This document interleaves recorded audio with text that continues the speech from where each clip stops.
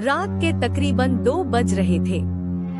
रमेश अपना 14 पहियों वाला ट्रक माल से भरा हुआ एक सुनसान पहाड़ी रास्ते पर चला रहा था। वह इस रूट पर कई सालों से है, इसलिए सड़कों के हर मोड़ से वाकिफ था। मौसम एकदम साफ था, लेकिन माहौल में एक अजीब सी खामोशी थी जो मन को बेचैन कर रही थी। करीब 10 किलोमीटर और चलने के बाद उसने सड़क के किनारे एक अजीब सी रोशनी देखी। जब वह नजदीक पहुंचा तो देखा कि वहां एक पुरानी, धूल से ढकी हुई जीप खड़ी है। जीप के पास एक बुजुर्ग महिला अकेली खड़ी थी, जिसने सफेद साड़ी पहनी हुई थी और उसकी पीठ रमेश की तरफ थी।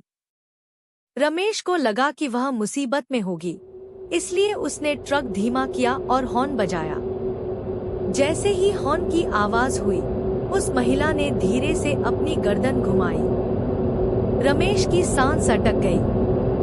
उस महिला का चेहरा नहीं था। जहां आंखें, नाक और मुंह होने चाहिए थे, वहां बस मांस का एक चिकना हिस्सा था।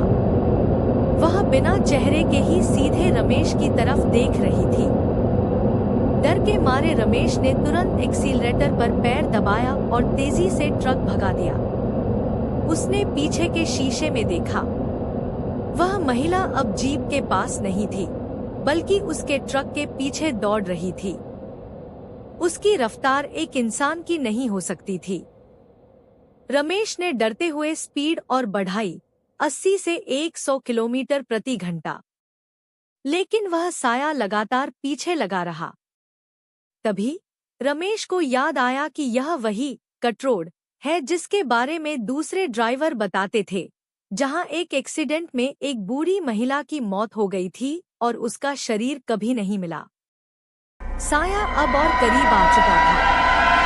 रमेश ने अपनी आंखें बंद की और सिर्फ भगवान का नाम जपने लगा। जब उसने 30 सेकंड बाद आंखें खोली तो उसने देखा कि वह एक चेकपोस्ट के पास पहुंच चुका था।